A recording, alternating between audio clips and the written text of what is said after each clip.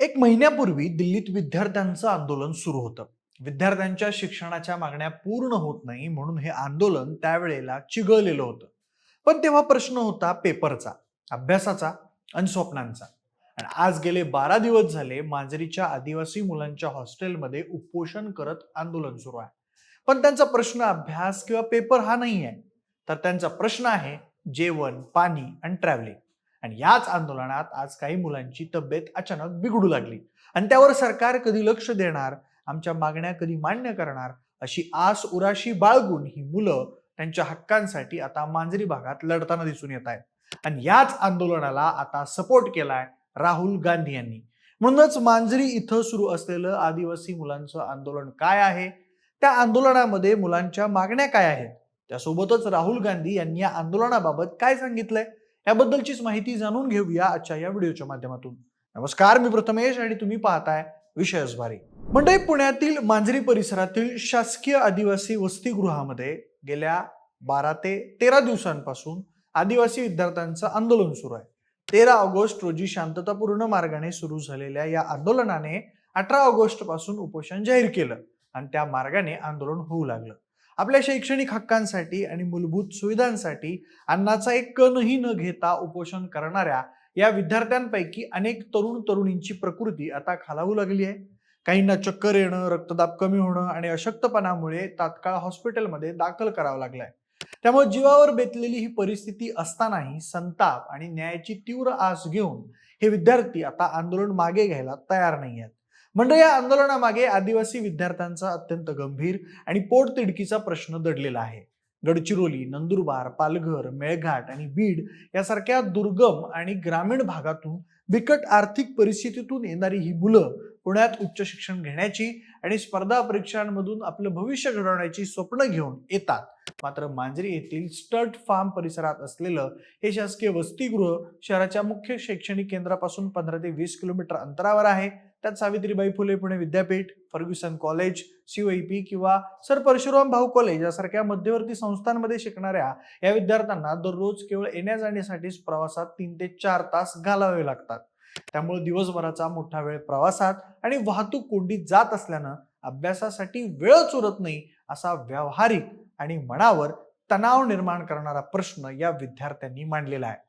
म्हणजे या दुरावस्थेत आणखी भर टाकली ती राज्य शासनाच्या आदिवासी विकास विभागानं. या विभागानं 5 ऑगस्ट 2026 आणि 14 ऑगस्ट 2026 रोजी जारी केलेल्या नवीन शासन निर्णयांनी या जाचक नियमांनुसार वसतिगृहात प्रवेश मिळवण्यासाठी आणि राहण्यासाठी 30 वर्षांची कडक वयोमर्यादा लादण्यात आली आहे.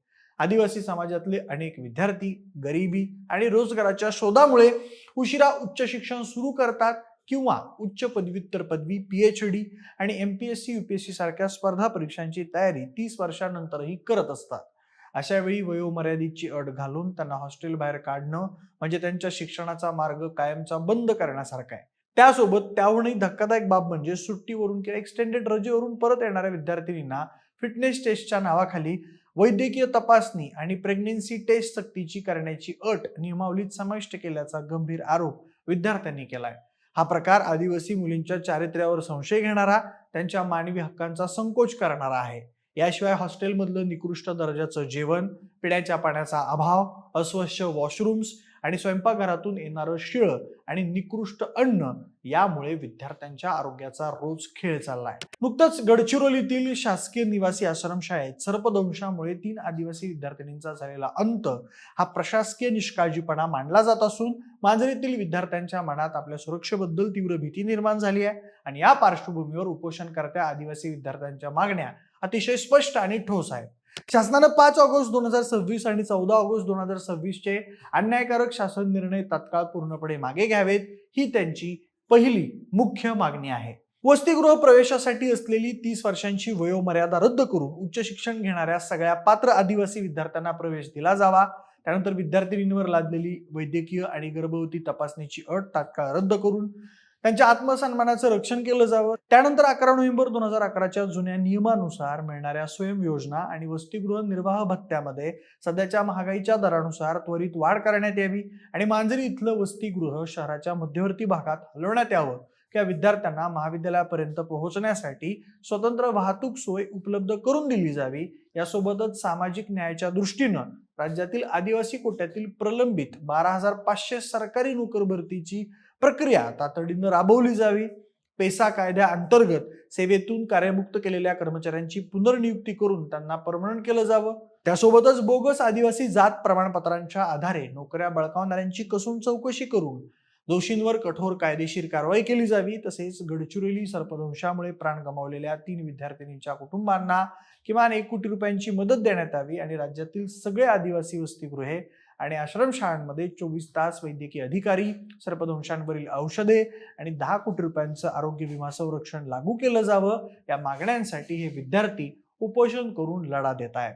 त्यात लोकसभेचे विरोधी पक्ष नेते राहुल गांधी यांनी पुण्यात आयोजित केलेल्या छात्रों की गूंज या कार्यक्रमात असताना मांजरी वसतिगृहातील आंदोलक विद्यार्थिनी निशा साबळे हिने स्टेजवर आदिवासी विद्यार्थ्यांच्या दुरावस्थेचा आणि 12 दिवसांच्या उपोषणाचा पाडा वाचला।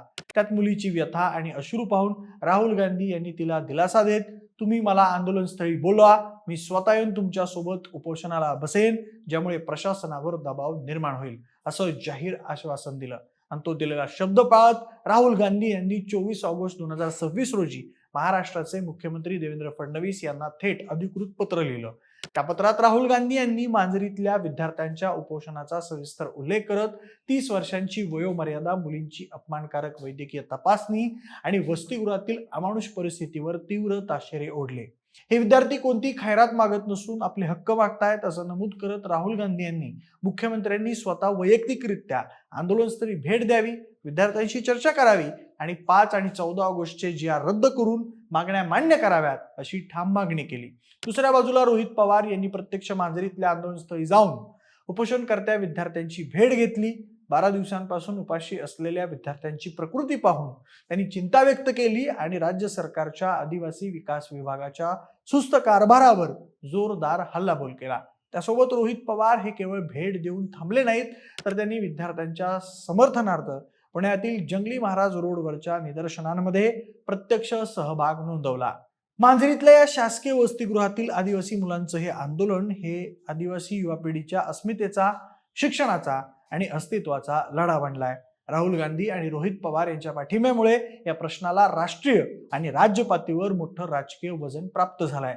त्यात आता हा निर्णय राज्य सरकारच्या कोर्टात असून उपोषणकर्त्या विद्यार्थ्यांच्या बिघडत चाललेल्या आरोग्याचा विचार करून शासनाने कोणत्याही प्रतिष्ठेचा प्रश्न न करता तातडीने सकारात्मक निर्णय घेणं ही काळाची गरज आहे। म्हणूनच या आदिवासी मुलांच्या आंदोलनाबाबत सरकार काय निर्णय घेतं हे पाहणं आता महत्त्वाचं ठरणार आहे।